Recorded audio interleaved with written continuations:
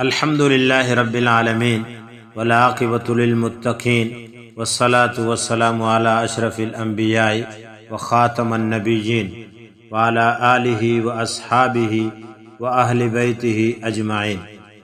محترم سامعین، 3 رمضان المبارک حضرت فاطمۃ الزہرا 11 ہجری کو وفات پائی ہیں۔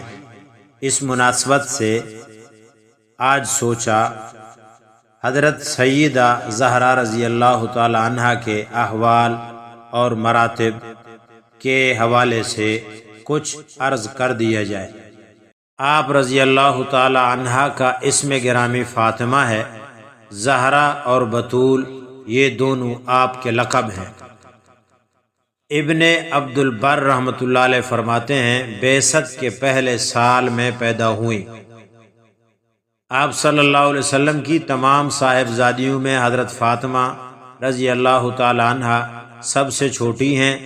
سب سے بڑی حضرت زینب، پھر حضرت رقیہ، پھر ام کلثوم، پھر حضرت فاطمہ الزہرا رضی اللہ تعالی عنہن اس ترتیب سے پیدا ہوئیں۔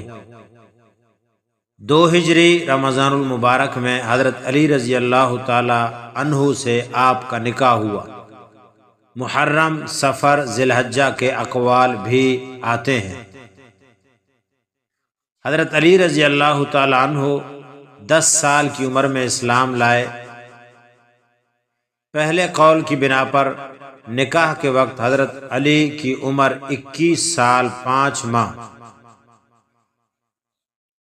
حضرت محمد ادریس کاندھلوی رحمۃ اللہ علیہ نے سیرت مصطفیٰ میں فرمایا حضرت ابوبکر، حضرت عمر رضی اللہ تعالی عنہما کے مشورے پر حضرت علی رضی اللہ تعالی عنہ نے استدعا پیش کی۔ آپ صلی اللہ علیہ وسلم نے حسب نزول وحی پیغام نکاح قبول فرما لیا۔ پھر رسول اللہ صلی اللہ علیہ وسلم نے فرمایا کہ اللہ نے مجھ کو حکم دیا ہے کہ فاطمہ کا نکاح علی سے کر دوں۔ حضرت علی رضی اللہ تعالیٰ عنہ فرماتے ہیں آپ صلی اللہ علیہ وسلم نے فرمایا تمہارے پاس مہر دینے کے لیے کوئی چیز ہے؟ میں نے عرض کیا نہیں۔ آپ صلی اللہ علیہ وسلم نے فرمایا وہ زرہ جو تم کو جنگ بدر میں ملی تھی وہ کہاں ہے؟ میں نے کہا موجود ہے۔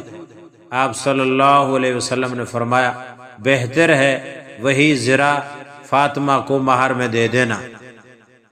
حضرت عثمان رضی اللہ تعالی عنہ کو حضرت علی نے 480 درہم میں زرہ فروخت کی۔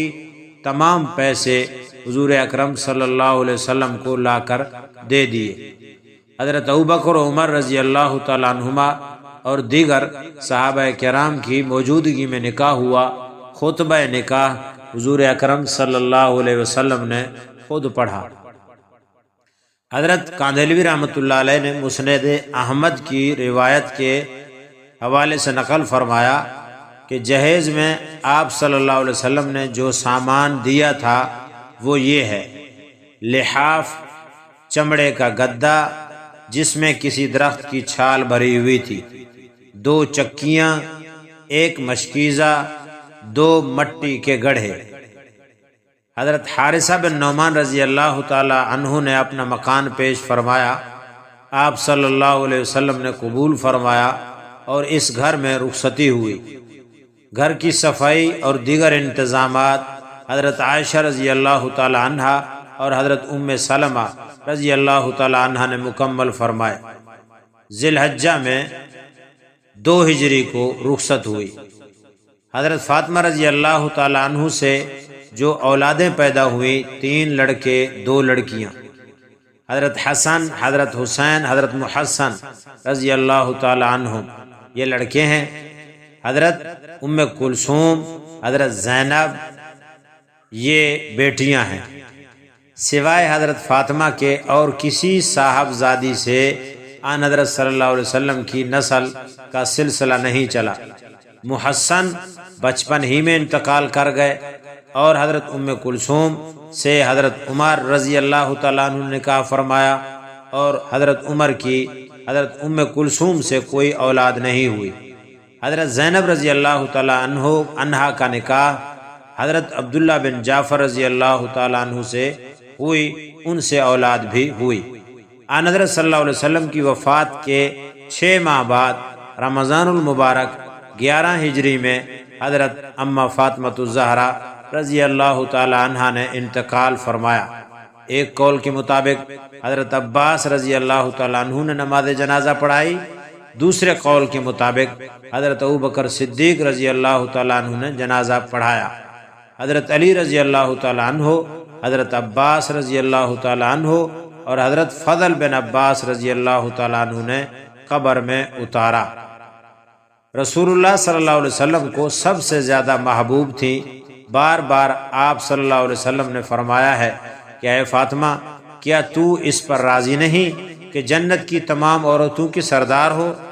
ایک روایت میں یہ بھی آتا ہے کہ آپ صلی اللہ علیہ وسلم کا آپ نے فرمایا تو تمام عالم کی عورتوں کی سردار ہے سوائے مریم کے۔